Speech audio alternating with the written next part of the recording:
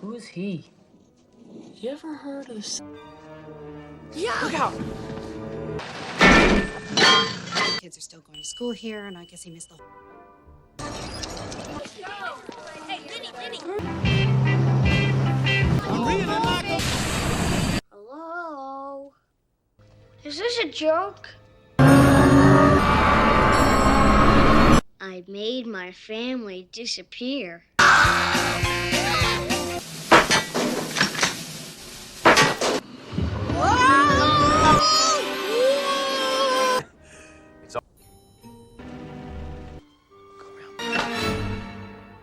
Not afraid of...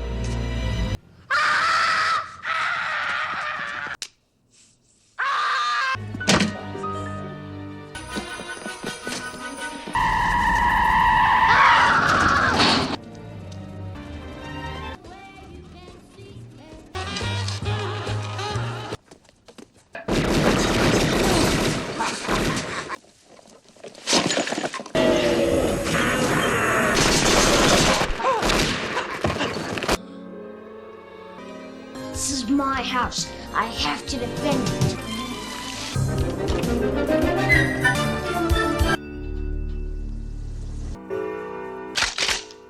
This is it. Don't get scared now. Hello.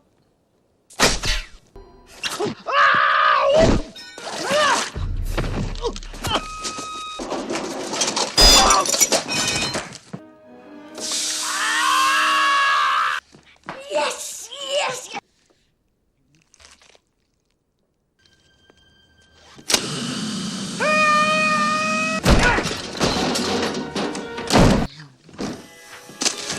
You're dead!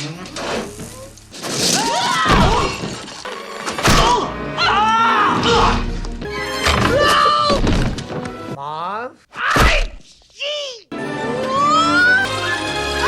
Hey guys.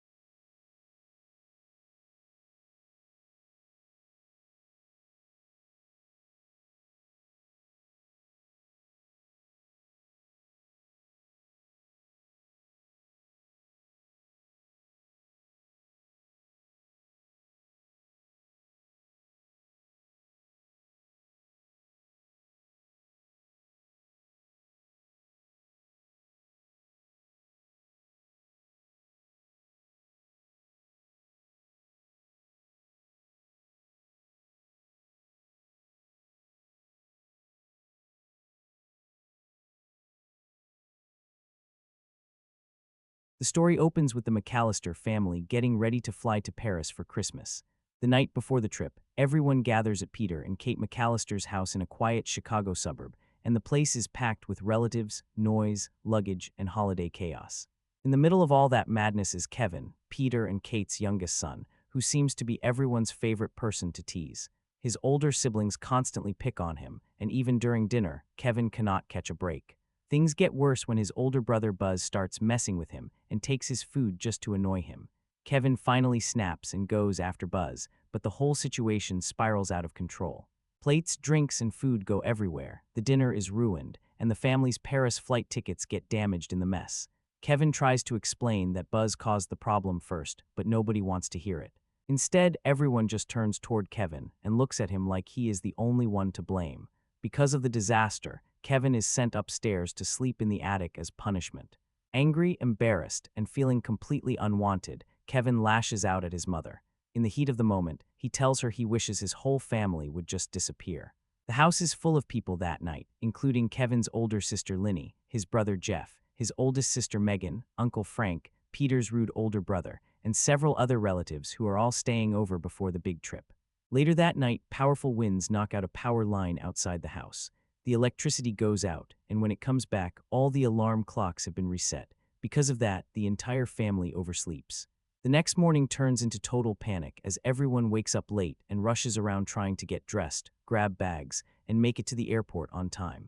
In the middle of all that confusion, Kevin is completely forgotten upstairs in the attic. His oldest cousin Heather is responsible for counting the kids before they leave, but while she is counting, she accidentally mistakes a neighbor boy for Kevin. Since the final number seems correct, nobody questions it. The family locks up the house and hurries outside, fully believing that every child is with them. The neighbor kid, who was wrongly counted as Kevin, casually says goodbye and leaves. Still, nobody notices the mistake. The family piles into two separate airport vans, and Kate asks Heather if she counted everyone. Heather tells her there are 11 kids, including herself, so Kate assumes everything is fine. The vans speed off toward the airport, with everyone convinced they are already late. When the McAllisters arrive, they rush through the terminal, certain they have missed their flight, but the woman at the counter tells them they made it just in time. Relieved, the whole family boards the plane, finds their seats, and soon they are in the air, heading to Paris. Back at the house, Kevin finally wakes up. At first, he notices how strangely quiet everything is. He walks downstairs into the kitchen, turns on the television, and starts watching cartoons while enjoying the silence.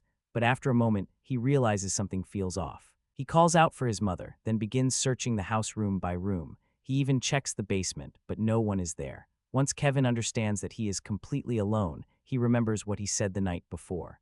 In his mind, his wish actually worked. He believes he somehow made his family disappear. Instead of panicking, Kevin becomes thrilled. For the first time, there is nobody around to tell him what to do.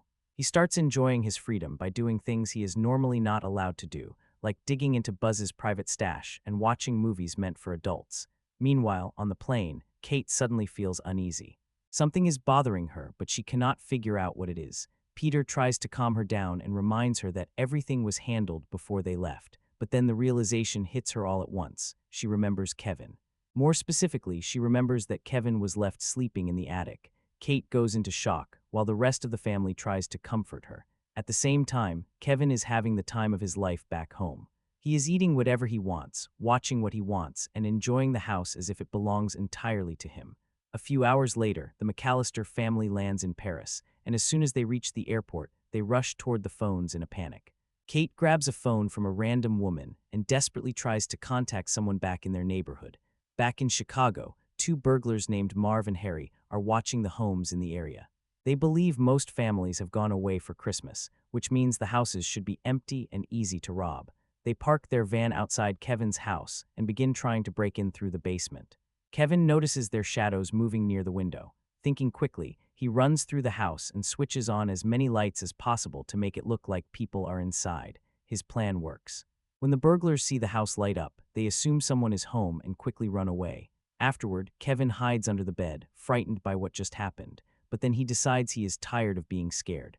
Since he is alone, he tells himself he has to act like the man of the house now. Filled with sudden courage, he runs outside and loudly announces that he is not afraid anymore. That confidence does not last long. Just as Kevin is feeling brave, he is startled by his neighbor, Old Man Marley. Kevin has heard terrifying rumors about Marley, including the story that he murdered his own family years earlier in 1958. The sight of him sends Kevin racing back into the house, where he hides behind some bedsheets in fear. Meanwhile, in Paris, Kate finally manages to contact the police and explains that her young son has been left home alone. The police send an officer to check the house. But when the officer arrives, Kevin thinks it might be one of the burglars returning, so he hides and refuses to answer. The officer assumes nobody is home and leaves without looking any further. At the airport, the McAllisters learn that every flight back home for the next 2 days is fully booked. The whole family begins to panic again. An airport employee tells them they can wait there in case a seat becomes available. So they decide Kate will stay behind at the airport and keep trying to get back to Chicago, while Peter takes the rest of the family to his brother's apartment in Paris. Back at home, Kevin begins taking care of himself like an adult. He showers, fixes his hair, and tries using aftershave, but the moment it touches his face, he instantly regrets it. After getting himself ready, Kevin spots a box perched high on a shelf in Buzz's room. He stretches to grab it, but the shelf collapses under the effort, sending him tumbling to the floor. Brushing himself off, he grabs some cash from the fallen box, not realizing that in doing so he's freed his brother's tarantula. Feeling excited about having a little spending money, Kevin heads out to the local market to pick up a toothbrush. Inside the store, Kevin freezes when he notices a menacing neighbor with a bloody hand. Terrified, he bolts out of the shop before buying anything. The store clerk sees him flee and quickly calls the police, claiming the boy has stolen a toothbrush. An officer immediately takes off in pursuit, trying to catch Kevin. Thinking fast, Kevin darts to an ice skating rink. The officer slips and falls on the ice while Kevin glides effortlessly across the surface, managing to escape yet again. Meanwhile, Marvin and Harry are in the middle of robbing a house, loading their loot into a van. Their bickering grows heated, resembling a quarrel between an old married couple, and at one point, they nearly hit Kevin with their car as he makes his way home. Kevin notices them tailing him, and he quickly runs toward a nearby church. The thieves assume he went inside and leave, but Kevin is actually cleverly hiding, pretending to be one of the church's statues outside.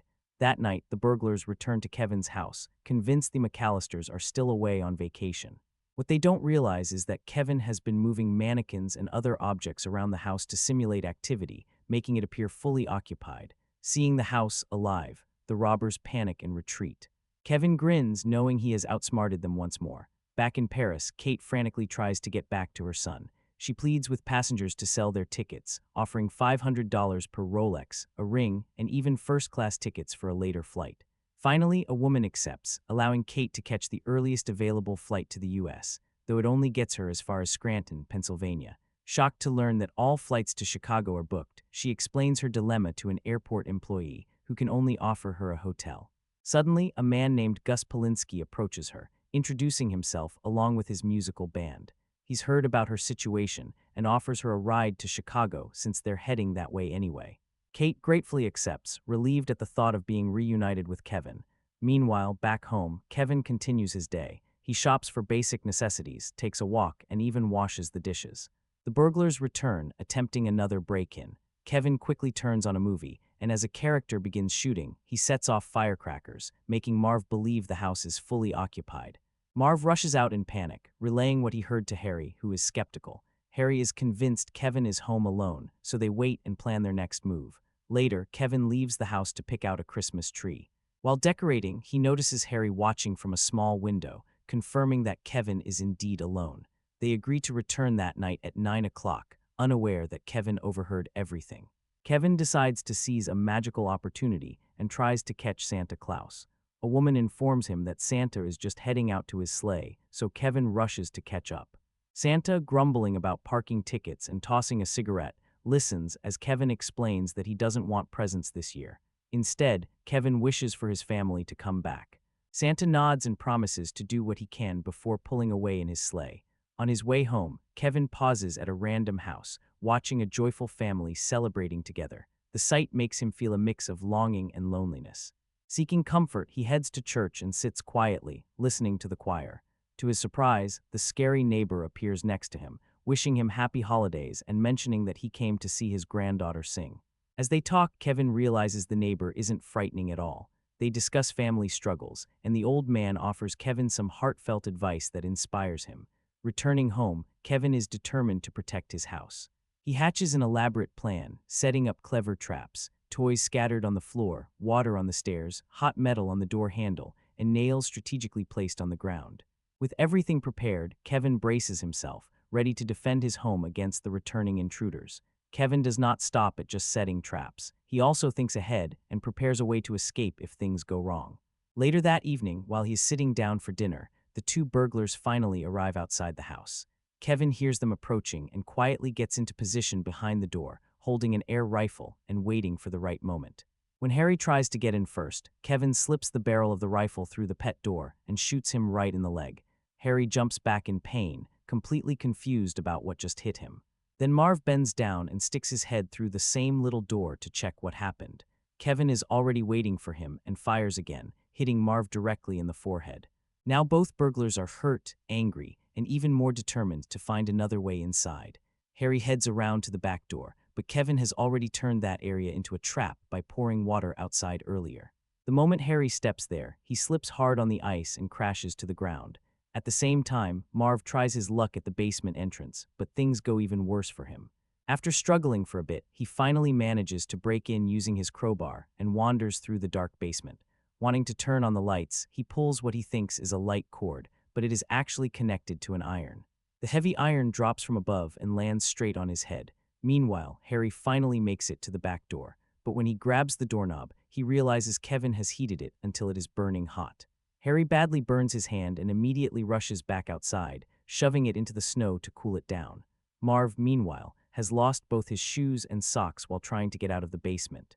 As he moves up the stairs, he does not notice that Kevin has placed glue on the steps. Then, with his bare foot, Marv steps directly onto a nail. The pain sends him falling backward as he screams in agony. Still refusing to give up, Harry returns to the front entrance. This time, he carefully touches the handle first and sees that it seems safe. He opens the door and steps inside, thinking he has finally beaten Kevin's tricks. But the second he crosses the doorway, he triggers another trap. A burst of fire shoots out and scorches the top of his head. Panicking, Harry runs outside again and buries his burning head in the snow to put out the flames. At the same time, Marv grabs his crowbar and tries to make his way back out, hoping to find a less painful way into the house. Harry, now furious and badly injured, charges at the door and forces his way inside.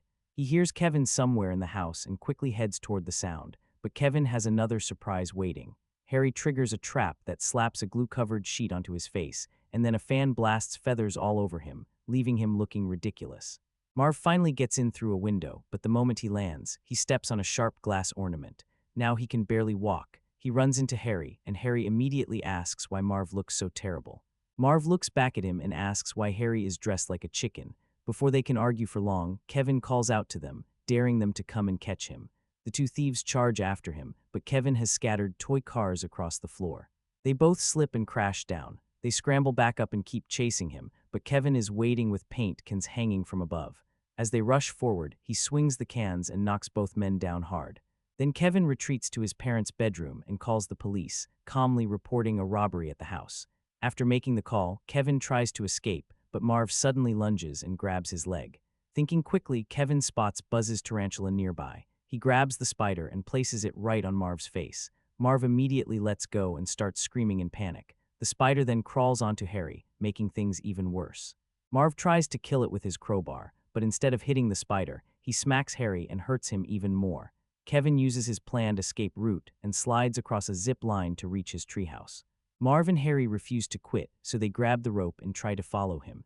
But when they are halfway across, Kevin cuts the rope. Both burglars swing backward and slam violently into the side of the house.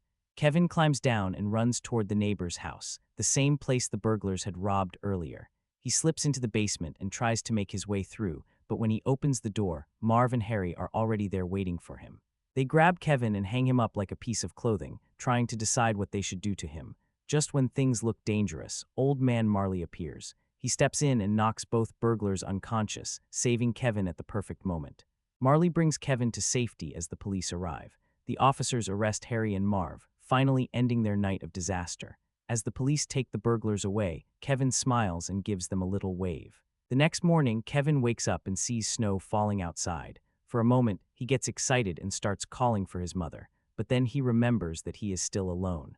He sits quietly and looks at a photo of his family, clearly missing them now more than ever. Suddenly, Kate walks into the house and calls out for him.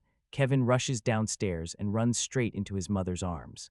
A few minutes later, the rest of the family arrives as well. Peter is deeply relieved to see that Kevin is safe and unharmed. Even Buzz gives him some credit, saying he is impressed that Kevin managed not to burn the house down. Later, Kevin looks out the window and sees Old Man Marley outside, happily reunited with his own family. It is a quiet, emotional moment, and Kevin smiles as he watches him. But that peace does not last long. From upstairs, Buzz suddenly screams, asking Kevin what he did to his room.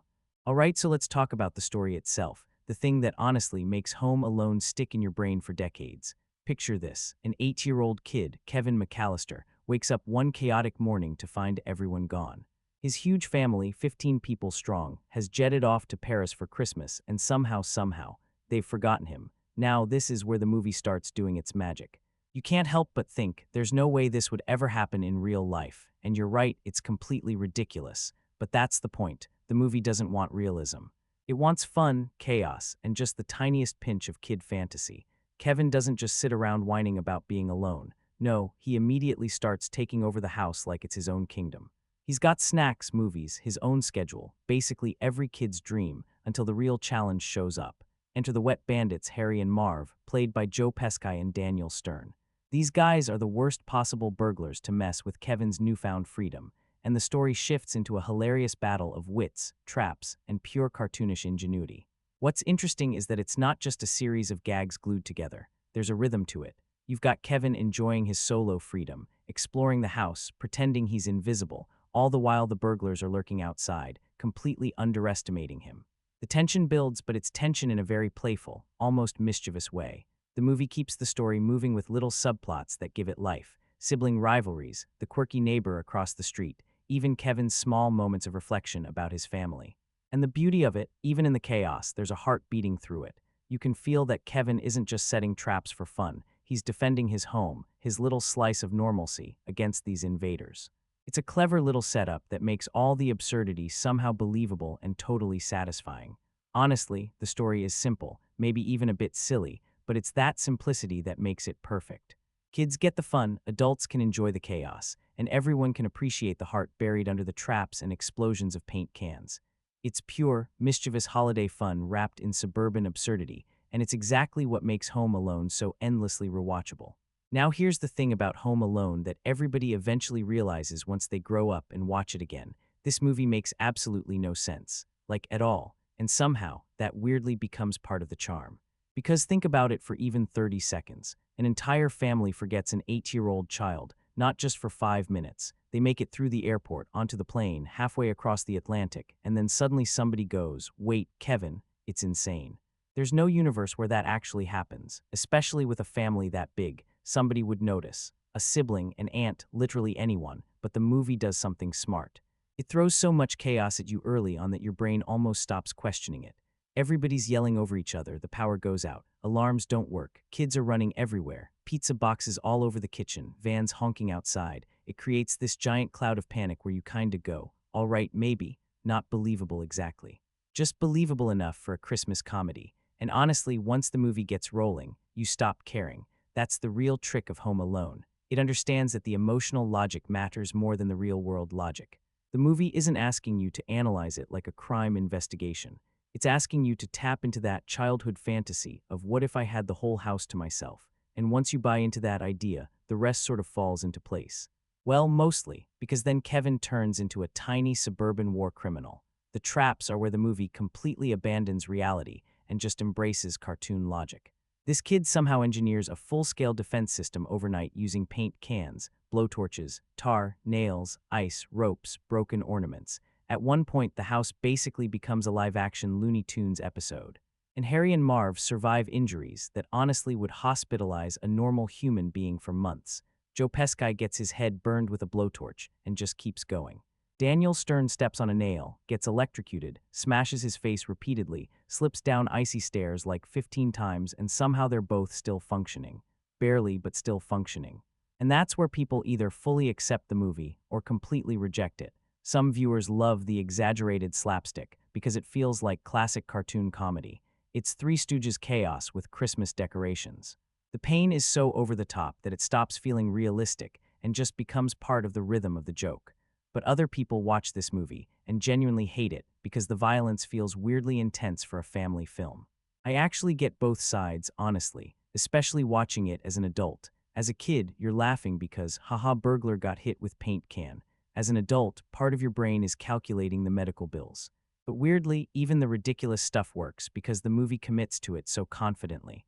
There's never a moment where Home Alone winks at the audience or apologizes for being silly. It just keeps escalating. Every trap is bigger, louder, dumber, and somehow funnier than the last one. And honestly, I think if the movie tried to be realistic, it probably wouldn't be remembered at all. The absurdity is the identity.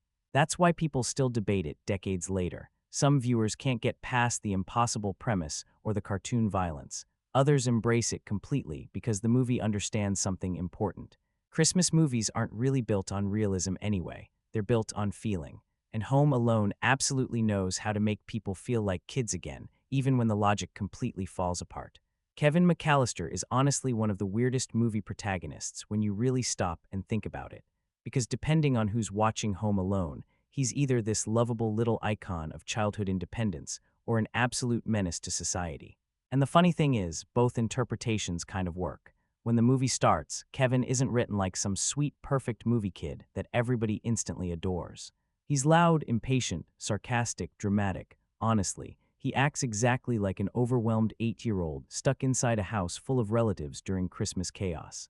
He complains constantly, fights with his siblings, throws little tantrums, says things he probably shouldn't say to his mom. There's a reason half his family looks exhausted around him.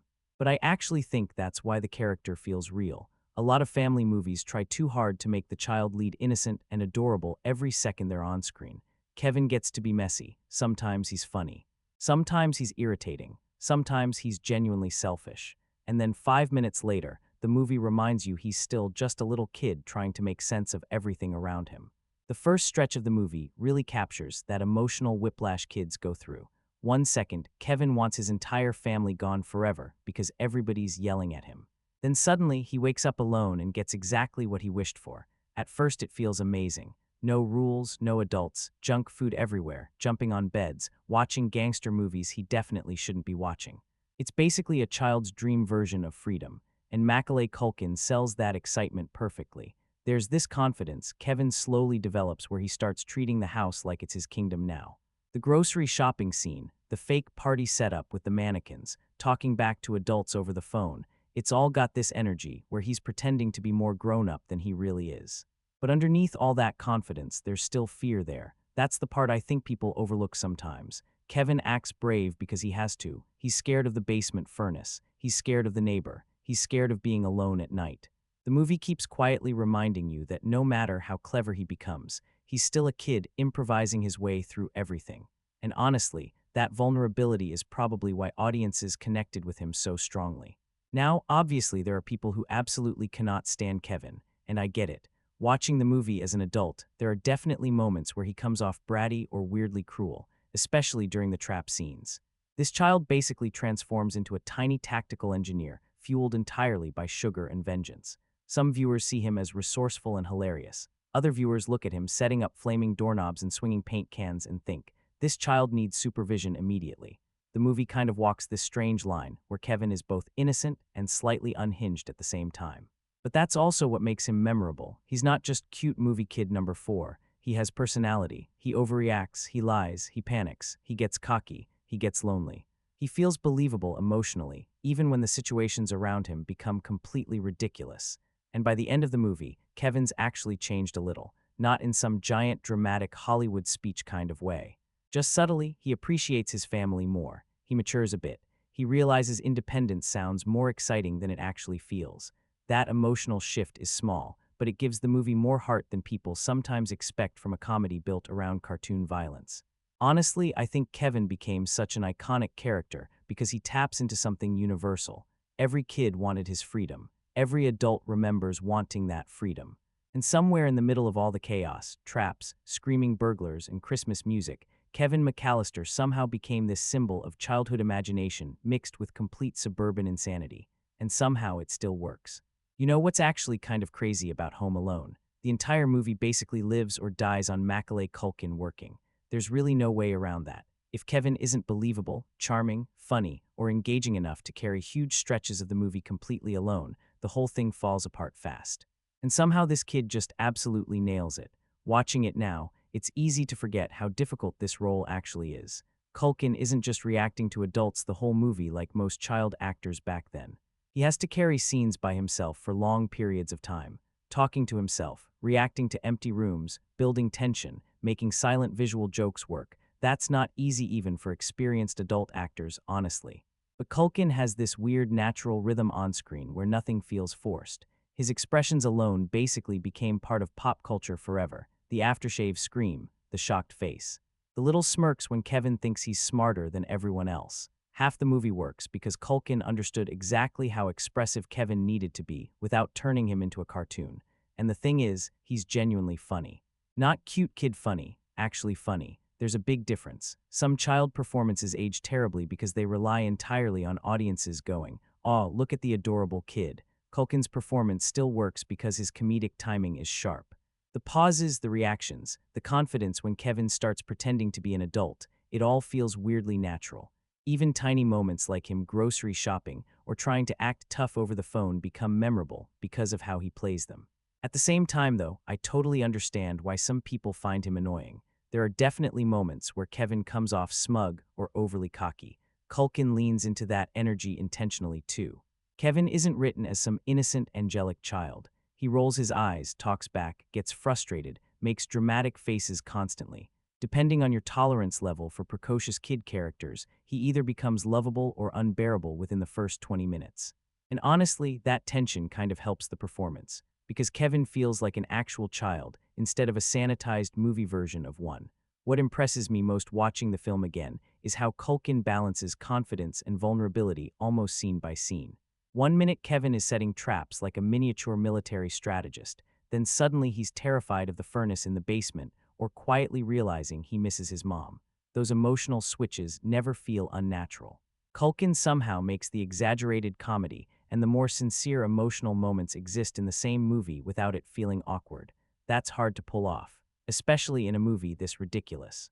And you can really see why this performance exploded the way it did back in 1990. Home Alone didn't just make Macaulay Culkin famous, it basically turned him into the face of childhood for an entire generation. Even people who haven't watched the movie in years still instantly recognize Kevin McAllister. The pajamas, the scream, the mischievous grin, it's burned into pop culture permanently. What's interesting is that a lot of people still argue the sequels prove how important Culkin specifically was to the franchise. Once you remove him, the formula never quite feels the same again. Because it wasn't just the traps or the Christmas setting people connected to, it was Kevin himself, or more specifically, the way Culkin played him. And honestly, when you look at how many child actors struggle to carry even simple scenes convincingly, Culkin's performance here becomes even more impressive over time. The movie asks him to be funny, emotional, sarcastic, frightened, confident, lonely, clever, chaotic, and heartfelt, sometimes all within the same 10-minute stretch. And somehow he keeps the whole thing grounded just enough for audiences to stay emotionally invested, even while grown men are being hit in the face with paint cans. That's a very specific talent. And without it, I genuinely don't think Home Alone becomes the classic people still revisit every Christmas. One thing Home Alone really gets right, and I honestly didn't appreciate this enough as a kid, is how strong the supporting cast is. Because yeah, Macaulay Culkin is the center of the movie, obviously, but the film would not feel nearly as alive without all these weird, memorable personalities bouncing around him. And we have to start with Joe Pesci and Daniel Stern because, come on, these two completely understand the assignment. Harry and Marv could have easily been generic bad guy burglars, but Pesci and Stern turned them into this chaotic comedy duo that basically carries the entire second half of the movie. Their chemistry is incredible because they play off each other so naturally. Pesci is all frustration and simmering anger, constantly looking like he's one bad day away from exploding, while Stern plays Marv like this giant clueless cartoon character, stumbling through life one terrible decision at a time. And somehow that combination never gets old. Honestly, Daniel Stern might secretly be the MVP of the movie. The screams, the facial expressions, the physical commitment, this man throws himself into every single gag like his life depends on it. The scene where he steps on the nail still makes people physically recoil, even when you know it's coming. And Pesci's reactions are just as funny because you can feel him trying so hard not to completely lose his mind every 5 seconds. What's wild is how family-friendly Pesci somehow feels here, considering this released right after Goodfellas. It's like watching somebody try to contain pure gangster energy inside a PG Christmas movie. You can almost see the censored swearing happening in his brain during half these scenes. But outside of the burglars, the movie quietly builds a really solid supporting lineup. Catherine O'Hara especially gives the movie way more emotional grounding than people sometimes acknowledge. It would have been easy to play Kevin's mother as just hysterical for 2 hours, but O'Hara gives her real panic and guilt underneath all the comedy. Some of the funniest moments involving the family chaos work because she feels believable as this exhausted mom trying to hold together an impossible situation. And honestly, the airplane realization scene still works. That sudden Kevin panic hits immediately because O'Hara sells it so hard. Then there's Robert's Blossom as Old Man Marley, who honestly could have felt super cheesy in another version of this movie. The whole creepy neighbor who turns out misunderstood storyline is very simple, very sentimental, but Blossom plays it with this quiet sadness that makes it land emotionally anyway. His scenes with Kevin slow the movie down in a good way. Suddenly, the film stops being just about traps and chaos for a minute and actually becomes kind of thoughtful. Also, John Candy showing up for what's basically an extended cameo somehow leaves a huge impression anyway. That's just John Candy magic. He walks into movies for 10 minutes and immediately makes everything warmer and funnier. His polka band stories feel weirdly improvised too, which honestly makes the scenes even better because they have this loose, natural energy compared to the more tightly structured comedy everywhere else. And even the smaller family members stick in your memory, Buzz being an absolute menace to society, the chaotic cousins running around everywhere, Uncle Frank being weirdly rude for no reason. The movie fills the McAllister house with just enough personality that the opening chaos actually feels believable. That's important because the family dynamic is what gives Kevin's loneliness meaning later on. If the house felt empty emotionally from the start, the movie wouldn't work nearly as well once Kevin's alone. What I really like is that nobody in the movie feels like they wandered in from a completely different film. Even with all the exaggerated comedy, everybody exists in the same slightly heightened Christmas universe. The burglars are cartoonish, the family is chaotic, Marley is emotional, Kevin is mischievous, but somehow it all blends together naturally. And honestly, that's harder to pull off than people think, because Home Alone isn't just remembered for Kevin's screaming aftershave into the mirror. It's remembered because every character, even the smaller ones, adds some little flavor or energy that keeps the movie feeling alive 30 years later. Okay, let's talk about the humor in Home Alone, because honestly, this is the part that has cemented the movie in everyone's mind for decades. The comedy is outrageous, messy, and sometimes downright sadistic, and that's exactly why it works. The slapstick is off the charts. Kevin turning his house into a booby-trapped fortress is pure cartoon logic. Paint cans swinging, hot doorknobs, marbles on the floor, tar on the steps. It's like watching a live-action Looney Tunes short. And yet somehow it's grounded just enough that you buy into it. The timing is perfect. You're laughing, cringing, and gasping all at once. Pesci and Stern are incredible here. Their reactions to every injury are priceless, and they sell the pain with a level of commitment that makes the chaos feel real, even when it's completely absurd. It's the kind of comedy where the setup is as fun as the punchline. Kevin's cleverness, using ordinary household objects in insane ways, is endlessly entertaining. And because the movie never winks at the audience or apologizes for being ridiculous, the stakes feel high in a hilarious way. You're genuinely invested in whether he'll succeed, even as your brain is screaming, no human being survives this. Then there's the subtle stuff, the little jokes peppered throughout. The "keep the change, you filthy animal" scene is iconic, and the way Kevin uses clips from old gangster movies to scare people is just brilliant. The humor isn't one note. It's a mix of clever gags, sight gags, and pure physical comedy. It's messy, it's loud, and sometimes it's painful to watch, and that's what makes it memorable. But here's the thing, the comedy is only half the story. It's wrapped in holiday spirit and warmth, which keeps it from feeling cruel. You can laugh at the burglars getting their faces burned or slipping on ice because, underneath all the slapstick, there's a sense that Kevin is standing up for himself. It's cathartic, chaotic, and somehow heartwarming all at once. In the end, the humor of Home Alone isn't just in the traps or the screams. It's in the timing, the character's commitment, and the way the movie turns impossible situations into an unforgettable comedy playground. 30 years later, it still makes people laugh, some of us a little nervously, but laugh nonetheless. And honestly, I don't think any other movie quite captures that chaotic, mischievous, perfectly timed slapstick spirit quite like this one. Alright, now we need to talk about something that always comes up when people rewatch Home Alone as adults, the violence. And I mean, let's be real, it's kind of nuts. I mean, this is a PG movie, right? But Kevin basically turns his house into a death trap for two grown men. Paint cans swinging from the stairs, hot doorknobs, tar on the floor, blowtorches, you name it. The wet bandits go through more injuries than a slapstick stunt reel could handle. The thing is, the movie treats it all like it's hilarious. Every thump, scream, or charred head is played for laughs, and the actors commit 100% to it. Stern and Pesci are in full-on cartoon mode, and that's what makes it work for some viewers. It's over the top and ridiculous, so your brain kind of says, okay, this isn't real, it's just comedy. But then there's the other side. Some people watch this and can't get past how brutal it actually looks, even if it's exaggerated. You can almost feel the pain, and you start thinking, wait a second, this kid is torturing these burglars. For adults, it can be a little unnerving, especially when you remember it's technically a film aimed at families. There's a strange tension between laughing at the ingenuity of Kevin's traps and feeling a tiny pang of horror at the level of carnage he's inflicting. And that's really where the controversy lives. The movie asks you to accept extreme cartoon violence as funny. If you buy into that, it's pure chaos comedy gold. If you can't, it becomes uncomfortable and maybe even a little disturbing. It's weird because the line is so thin. The difference between funny and painful is basically just how willing you are to suspend disbelief. Personally, I think the movie knows exactly what it's doing. It leans hard into the slapstick, it commits fully, and that makes the violence feel playful instead of realistic. But yeah, it's still one of those things where you have to squint a little and remind yourself. Kevin isn't really hurting anyone. He's just a mischievous 8-year-old making the most of his weird, absurd situation. At the end of the day, the violence is part of the signature chaos of Home Alone, and it's exactly why people either love it or can't stand it. And honestly, that debate is part of what keeps the movie alive 30 years later.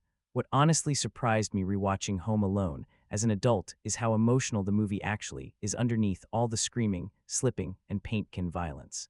Because people mostly remember the traps, obviously, but the reason the movie lasts isn't just because Harry gets hit in the face with an iron. It's because there's a real warmth running quietly underneath all the chaos. Kevin starts the movie angry at his family, and honestly, you kind of understand why. The house is overcrowded, nobody's listening to him, his older brother is bullying him nonstop, Uncle Frank is, well, Uncle Frank. The entire opening feels loud and stressful in a very believable family way. Kevin says he wishes his family would disappear, but it feels less like genuine hatred and more like a frustrated kid lashing out because he feels ignored. Then suddenly he wakes up alone and gets exactly what he wanted. At first, it's exciting.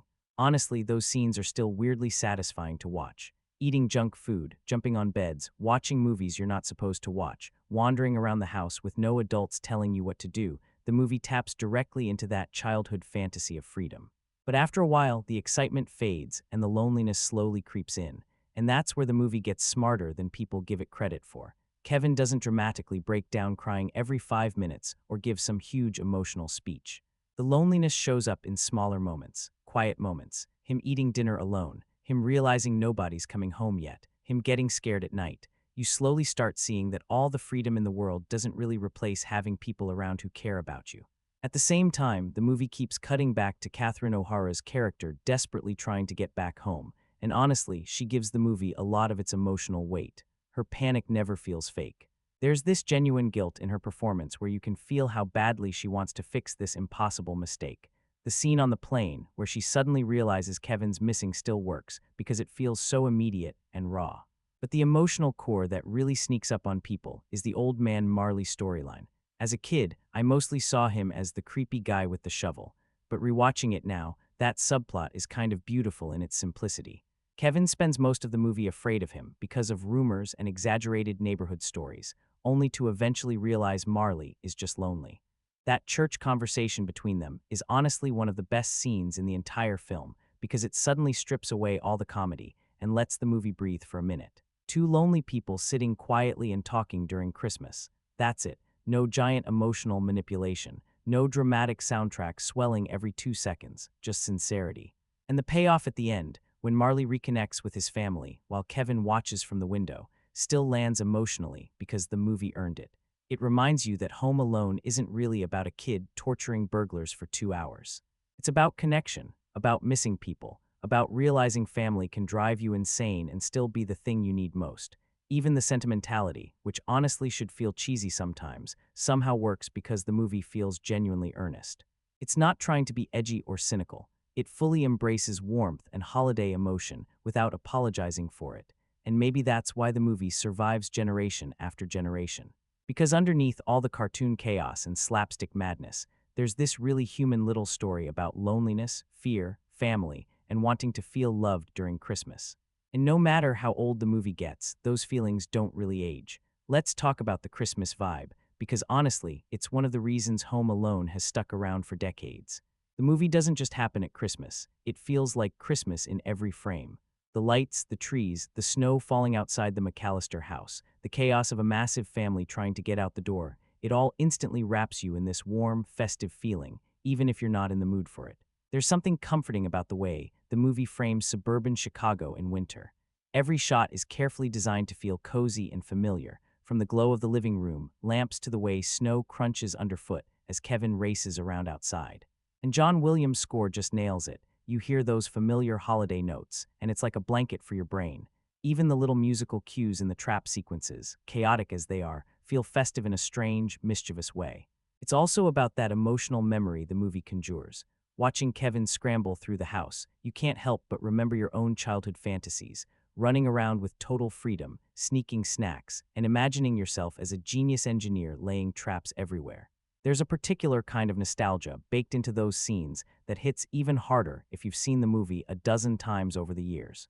And it's not just about snow and music. The film is infused with holiday chaos in a way that feels alive. The big family, the neighbors, the frantic airport, the little touches like Kevin watching his gangster movies while sipping chocolate. All of it makes the setting feel vibrant, lived in, and unmistakably festive. Even when the traps start flying and the chaos ramps up, there's still this sense of warmth. You never feel like it's purely violent or mean-spirited. There's humor, heart, and just enough Christmas magic to remind you why this has become a staple for holiday viewing. It's like the movie itself is a little holiday ritual. The lights, the snow, the music, the laughter, it all combines to make Home Alone feel like the holiday season in cinematic form. In the end, it's that holiday spirit, the combination of visuals, music, and emotional warmth, that keeps audiences coming back year after year. You watch it, you laugh, you cringe a little at the traps, and then you feel that glow, the kind that makes Christmas movies feel timeless. Home Alone isn't just a comedy, it's Christmas bottled up and delivered straight to your living room. The thing with Home Alone is that it looks simple from the outside. Kid gets forgotten, burglars show up, kid destroys burglars, roll credits. But when you actually sit with the movie, you realize the reason it works is because Chris Columbus and John Hughes build that simplicity with a lot more care than people usually remember. John Hughes' script is doing a surprising amount of heavy lifting early on. The opening isn't just random family noise, even though it feels like total chaos. Everybody's talking over each other, kids are running around, pizza is getting fought over, adults are stressed, and Kevin is slowly being pushed further and further into frustration. It feels messy, but it's controlled mess. Every little piece is there to make the impossible setup feel just believable enough. That's really the smart part. The movie knows leaving Kevin behind is absurd, so it spends time stacking excuses. The power goes out, the alarms fail, everyone oversleeps, the family panics, the neighbor kid gets counted by mistake, the airport rush becomes so frantic that the audience almost doesn't have time to question it. You don't fully believe it, but you believe the emotion of it, and for this kind of movie, that's enough. Chris Columbus directs it with that same balance. He doesn't treat the story like a parody, but he also doesn't make it too serious. The tone stays right in this strange, sweet spot between family warmth, cartoon violence, and holiday chaos. That's not easy. One wrong move and the movie becomes too sentimental. Another wrong move and it becomes too cruel. Somehow, most of the time, it lands right in the middle. And the setup-payoff writing is honestly one of the film's biggest strengths. The gangster movie clips, Kevin's fear of the furnace, the rumors about Old Man Marley, the family conflict, the burglars casing the neighborhood. All these little details get planted early, and later they come back in funny or emotional ways. That's why the movie feels more satisfying than just a random collection of slapstick scenes. The traps are memorable, sure, but the film earns its final act by building toward it piece by piece. Hughes also understands childhood frustration really well. Kevin's anger toward his family is exaggerated, but it comes from a place kids understand immediately. Feeling ignored, feeling picked on, feeling like nobody takes you seriously. That emotional starting point gives the story a little more weight than it probably should have on paper, but the writing isn't flawless. Some parts are definitely conventional. The misunderstood neighbor subplot is familiar. The family lesson is not exactly subtle. The story goes exactly where you expect it to go. And yes, some jokes get pushed a bit too far, especially when the film repeats certain gags that probably only needed to happen once. Still, the craftsmanship is stronger than the premise sounds. That's what makes Home Alone interesting. It's not a complicated film, but it's extremely well assembled. Columbus gives it warmth and polish. Hughes gives it structure, jokes, and emotional rhythm. Together, they turn what could have been a disposable kids' comedy into something that feels oddly complete, funny, ridiculous, sentimental, violent, cozy, and somehow totally coherent. And that's probably why people keep coming back to it. Not because the story is realistic, not because every joke is perfect, but because the movie knows exactly how to set up chaos, deliver the laugh, and then sneak in just enough heart before you realize you actually care. One thing I never really appreciated as a kid, because I was too busy waiting for people to get hit in the face with bricks and paint cans, is how carefully Home Alone structures itself. Rewatching it now, the pacing is honestly kind of impressive for a movie that could have easily turned into 90 minutes of repetitive slapstick. Because here's the thing, the trap sequence everybody remembers. That doesn't even fully kick in until the last section of the movie, and somehow the film still stays entertaining long before that. The opening stretch is basically organized chaos. The McAllister house feels loud, overcrowded, stressful, and alive. Everybody's interrupting each other, running around, packing bags, yelling about pizza and passports. The movie throws you directly into this frantic family energy almost immediately, and it does it fast enough that you barely have time to settle in before Kevin gets left behind. That early pacing matters because it creates momentum right away. A weaker version of this movie probably rushes straight into the burglars and the traps because that's the fun stuff. But Home Alone actually takes its time. It lets Kevin enjoy being alone first. The movie slows down enough for him to wander through the house, experiment with freedom, act like an adult, and slowly realize being alone isn't as exciting at night when the house gets quiet. That breathing room is important because it keeps the movie from becoming exhausting. There's also this constant layering happening underneath everything. While Kevin's adapting to being alone, the burglars are scouting houses in the background. Kevin's fear of the furnace gets introduced early. The Marley subplot quietly develops. Catherine O'Hara's journey home keeps cutting back in just enough to remind you there are emotional stakes beyond the comedy. The movie keeps moving, but it never feels rushed. And honestly, that's probably why the third act lands so hard. By the time Harry and Marv finally enter the house, the film has spent almost an hour building toward that moment. So when the chaos finally explodes, it feels earned instead of random. Every trap becomes funnier because the anticipation has been growing for so long. You know it's coming, the movie knows you know it's coming, and it keeps teasing the payoff until it finally unleashes complete insanity. And once it starts, the pacing of the finale is relentless. It's basically one escalating disaster after another. Every gag builds on the last one. There's almost this rhythm to the pain and reactions. Slip, scream, fall, recover, immediately get hit by something else. The movie barely gives Harry and Marv time to breathe, which weirdly makes the audience laugh harder because the suffering becomes so absurdly nonstop. Now, some people do think the movie peaks too hard in the final act. I actually understand that criticism a little.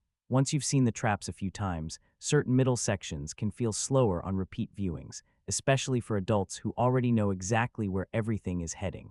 There are definitely viewers who feel the film is remembered mostly for its last 30 minutes.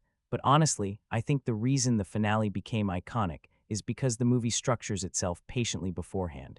It earns the payoff. And even smaller pacing choices help. The movie knows when to switch tones. Right after a huge comedy sequence, it'll suddenly slow down for a quieter emotional scene with Kevin or Marley. Then it ramps the energy back up again before things get too sentimental. It constantly shifts between warmth, tension, and chaos without ever fully losing its identity. That balance is harder than it looks. Especially in family comedies, pacing can become a disaster really quickly. Either everything feels dragged out, or the movie becomes so frantic that none of the jokes land properly. Home Alone somehow avoids both problems most of the time. It keeps introducing little bits of comedy, emotion, suspense, or character moments just before the audience gets restless. And honestly, that's probably one of the biggest reasons the movie became endlessly rewatchable. Even when you know every trap by heart, the structure still pulls you through it naturally. The build-up, the release, the pauses, the chaos, it all flows in a way that feels surprisingly effortless for a movie about a child defending his suburban mansion like it's an action film. I honestly don't think Home Alone becomes a holiday classic without John Williams. Like, genuinely, the movie would still probably be funny, the traps would still work, Macaulay Culkin would still be memorable, but that feeling people associate with the movie. That warm, nostalgic Christmas feeling, a huge part of that comes from the music, because the score does so much more than just sit quietly in the background. The second those opening notes kick in, your brain immediately knows what kind of world you're entering. It's cozy, magical, slightly chaotic, emotional, playful, all at the same time. Williams somehow turns a movie about a forgotten child and two burglars getting violently destroyed into something that feels weirdly comforting. That's not normal, and what I love is how the soundtrack constantly shifts with the movie's mood without ever feeling disconnected. During the family chaos at the beginning, the music has this frantic energy to it, almost bouncing around the scenes while everybody's yelling and packing and running late.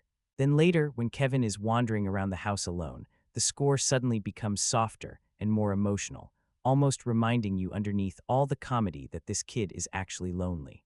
Then the burglars show up and suddenly the music becomes mischievous, not threatening exactly, more like playful danger. The score treats Harry and Marv less like terrifying criminals and more like giant cartoon disasters waiting to happen. And honestly, that tone is a huge reason the violence never feels too dark. Williams keeps the movie floating in this magical Christmas atmosphere, even while people are getting smacked in the face with tools. That's kind of incredible when you think about it. And then there's Somewhere in My Memory. I mean, come on. That song alone basically feels like bottled up Christmas nostalgia. Even people who don't know the title instantly recognize it emotionally. It has this warm, almost bittersweet feeling to it that perfectly captures what the movie is really about underneath all the slapstick: family, loneliness, childhood, wanting to belong somewhere during the holidays. There's also something very old school about the soundtrack. It feels huge and orchestral in a way family movies rarely sound anymore. Modern Christmas comedies would probably overload everything with pop songs and ironic needle drops. Home Alone lets the score actually carry emotion and atmosphere, and because it's John Williams, every scene suddenly feels more cinematic than it probably has any right to. Even tiny moments get elevated. Kevin sledding down the stairs, walking through the snowy streets, setting up traps, decorating the tree. The music wraps around those scenes so perfectly that it becomes impossible to separate the visuals from the score in your memory. They basically fuse together in pop culture at this point. And honestly, I think that's why the movie feels so rewatchable every December. The soundtrack acts almost like emotional conditioning. The second you hear those choir vocals and orchestral swells, your brain immediately goes into holiday mode. Suddenly you want hot chocolate, snow outside the window, Christmas lights everywhere, even if it's not remotely winter where you live. That's the power of a really great film score. And Home Alone has one of those scores that quietly became part of Christmas itself without people even realizing it happened. One thing that really hit me rewatching Home Alone is how unbelievably cozy this movie looks. Like, this film practically invented the visual language of modern Christmas nostalgia. The second it starts, you already feel warm somehow. Even before anything funny happens, that McAllister house honestly deserves top billing at this point. Seriously, the house is so iconic that people remember the staircase, the kitchen, the front door, and the attic almost like they're actual characters from the movie. Everything about it feels exaggerated in the perfect movie way. Huge hallways, glowing lamps, giant Christmas trees, red wallpaper, warm wooden furniture, snow outside every window. It's basically the dream version of suburban Christmas living, and the production design knows exactly what emotional buttons it's pressing. There's red and green everywhere, but not in a tacky, overdecorated way. The movie constantly surrounds you with Christmas colors without making it feel artificial. The living room glows orange and gold. The snowy streets feel soft and magical instead of cold. Even the grocery store scenes somehow feel festive. It creates this heightened holiday reality that's more beautiful than real life but still feels familiar enough to connect with emotionally. That's a really difficult balance. A lot of Christmas movies either look too polished and fake or too ordinary to feel memorable. Home Alone sits right in the middle where everything feels slightly idealized, almost like a childhood memory. And honestly, I think that's why the visuals stick with people for decades. Even the way the movie uses space is clever. Early on, the house feels crowded and chaotic because the family fills every room with noise. Then once Kevin is alone, suddenly the same house starts feeling massive. Empty hallways, quiet staircases, big rooms with nobody in them. The production design subtly changes emotionally depending on Kevin's mood, which is something I never noticed when I was younger. Then once the burglars arrive, the house transforms again. Suddenly it becomes this giant playground of traps and danger. Stairs become weapons, door handles become hazards, ordinary household objects turn into tactical equipment. And because the layout of the house is so clearly established early on, you always understand where everybody is during the chaos. That's actually really important for comedy timing. The movie knows the audience understands the geography of the space, so every fall, chase, and trap hits harder because you know exactly what's coming. and honestly, the snow deserves appreciation too. The film uses winter atmosphere constantly without making it overwhelming. Snow-covered streets, icy sidewalks, Christmas lights glowing outside at night, it all adds to that feeling that the entire neighborhood exists inside this perfect holiday bubble. It's the kind of movie where even the cold somehow feels comforting. What I also love is that Home Alone still looks practical. Nothing feels digitally polished or artificial. The decorations, the props, the traps, the costumes, everything has texture. You can feel the weight of the ornaments, the icy steps, the dusty basement, the old furniture. That tactile quality gives the movie warmth modern family comedies sometimes struggle to recreate. And weirdly enough, even the exaggerated visual style helps sell the emotional side of the movie. Because beneath all the comedy, the house represents safety, family, and childhood comfort for Kevin. That's why protecting it matters emotionally, not just comedically. The production design quietly reinforces that idea in almost every scene without drawing attention to itself. Honestly, Home Alone doesn't just look like Christmas. It looks like the version of Christmas people remember in their heads years later, warmer, brighter, funnier, and a little more magical than it probably ever really was. Here's where Home Alone gets really interesting, the audience divide. Because let's be honest, this movie is one of those rare films that some people absolutely worship, while others can't stand it. On one side, you've got the fans, the ones who grew up with Kevin, the traps, the chaos, and that magical Christmas vibe. For them, it's more than a movie. It's nostalgia, comfort, and tradition all rolled into 90 minutes. They laugh at the slapstick, hum along to the John Williams score, and feel that warm, fuzzy holiday glow every time the McAllister house appears on screen. Even the cartoonish violence and ridiculous premise are part of the charm. It's playful, chaotic, and sentimental in exactly the right doses. Then you've got the critics and adults who didn't grow up with it or watched it with a more cynical eye. For them, Kevin can be insufferable, the family unrealistic, and the traps borderline cruel. The idea of an entire family forgetting an 8-year-old, absurd. The violence, over the top and maybe uncomfortable. To this group, the movie can feel like a gimmick, a bunch of gags glued together with minimal story substance, and maybe a little too sentimental to take seriously. What's fascinating is that both perspectives are valid. The movie doesn't try to appeal to everyone in the same way. It's deliberately heightened, cartoonish, and emotionally exaggerated. It asks viewers to suspend disbelief and lean into the fantasy of childhood chaos. Love it or hate it, that's what defines it. And honestly, I think that's part of its enduring appeal. The debate itself keeps the film alive. People who adored it as kids bring it to their families. People who disliked it end up forming strong opinions, and everyone talks about it at Christmas. That cultural discussion, the divided opinions, is a huge part of why Home Alone still matters more than 30 years later. In the end, whether you fall on the timeless classic side or the overrated slapstick side, you can't ignore the impact. The film has a personality that provokes reactions, laughter, annoyance, nostalgia, maybe even a little horror, and that's rare for a holiday movie. That divide is part of the charm, honestly. And for me, it's what makes revisiting it year after year so interesting. It's not just about Kevin or the traps, it's about how the movie makes you feel. Alright, let's talk sequels, because Home Alone didn't just stop at the original, it spawned a small empire, and that story is kind of all over the place. First up, Home Alone 2, Lost in New York. This one keeps Macaulay Culkin, Pesci, and Stern, and honestly, it's a bit of a carbon copy of the first movie, same beats, same traps, same general formula, but some people actually prefer it. There's something fun about seeing Kevin lost in New York, and the setting change keeps the energy fresh enough that it feels like a new adventure, even if it's basically the original story on steroids. Still, a lot of reviewers note that it starts to show the cracks of repeating the same jokes too often. Then came Home Alone 3, which completely swapped out Culkin for Alex D. Lintz and the Wet Bandits for a group of international criminals with a microchip plot. It's an ambitious attempt to shake things up, but most agree it falls flat. The charm of the first two movies isn't there, the characters aren't as engaging, and the story doesn't hit the same emotional or comedic notes. It feels more like a Home Alone brand slapped onto a different movie, rather than a natural continuation of Kevin's adventures. And finally, Home Alone 4, which brings in a new cast again. Most people just don't talk about it fondly. The script is weak, the comedy is tired, and it's clear that the series is trying to rely on the reputation of the original rather than building anything new. Watching it, you can feel the magic draining away, the cleverness, the emotional warmth, the sheer chaos of the first film is gone. The sequels do underscore something important, though. Macaulay Culkin was absolutely central to what made the original work. take him out, or change the chemistry with Pesci and Stern, and the formula struggles. The later films highlight how rare the balance was in the first movie: humor, chaos, warmth, and character all in one.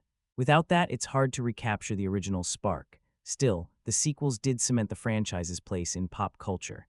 Even if you don't like them, they prove that the world wanted more Kevin McAllister and more chaotic booby traps. And I think that desire says a lot about how much people loved the first movie. It created something that audiences wanted to revisit again and again, even if the later attempts didn't quite live up to the legend. It's honestly kind of wild to think about how deeply Home Alone embedded itself into pop culture, because this wasn't just a successful Christmas movie. It became the Christmas movie for an entire generation of people. And somehow, decades later, it still refuses to fade away. Like, even people who haven't properly watched the movie know the references. They know the scream with the aftershave. They know the paint can swinging down the staircase. They know "Keep the change, you filthy animal." They know Catherine O'Hara yelling "Kevin" with pure panic in her voice. The movie basically turned ordinary little moments into permanent holiday imagery. And honestly, that doesn't happen by accident. Back in 1990, the film absolutely exploded. Huge box office success, huge cultural response, massive repeat viewings. It became one of those rare movies that instantly crossed over from popular film into family tradition territory. Parents watched it with kids, those kids grew up and showed it to their own kids, and suddenly Home Alone stopped belonging to one era. That's probably the most impressive part of its legacy. A lot of childhood classics only really work if you grew up at the exact right time, but Home Alone somehow keeps finding new audiences every generation. Kids still laugh at the traps. Adults still connect to the holiday warmth and nostalgia, and even people who think the movie is overrated still usually admit it left a huge cultural footprint. You can actually feel its influence everywhere too. So many family comedies after Home Alone tried copying the formula: mischievous kids, exaggerated slapstick, holiday settings, elaborate trap sequences, but very few captured the same balance. Because the original wasn't just successful due to one thing. It was the combination of Culkin, the score, the house, the Christmas atmosphere, the physical comedy, the emotional warmth. Everything hit at exactly the right moment. And Macaulay Culkin himself basically became the face of childhood in the early 90s because of this movie. That image of him with his hands on his face is permanently burned into entertainment history. It's one of those movie posters people recognize instantly, even if they haven't watched the film in years. The role turned him into a superstar almost overnight, and honestly, it's hard to separate Kevin McAllister from Culkin himself at this point. They became culturally fused together. What's interesting, though, is that Home Alone also survived because of repetition. TV reruns every Christmas, families replaying old VHS tapes, DVDs, streaming services. The movie became seasonal comfort food, not just entertainment, but ritual. There are people who genuinely feel like Christmas hasn't started properly until they've watched Home Alone at least once, and I kind of get it. There's something weirdly timeless about the movie's energy. Even though it's very rooted in late 80s and early 90s suburbia, it still taps into feelings that don't really age: childhood independence, family chaos, loneliness during the holidays, wanting connection, wanting freedom, wanting to feel safe at home. That emotional universality keeps the movie alive way more than nostalgia alone. And honestly, whether you personally think it's a masterpiece or an overrated kids' comedy, its legacy is impossible to deny. The movie became bigger than itself, bigger than its plot, bigger than its sequels, bigger than almost anyone probably expected when it first released. It became part of Christmas culture itself. And once a movie reaches that point, it stops being just a movie anymore.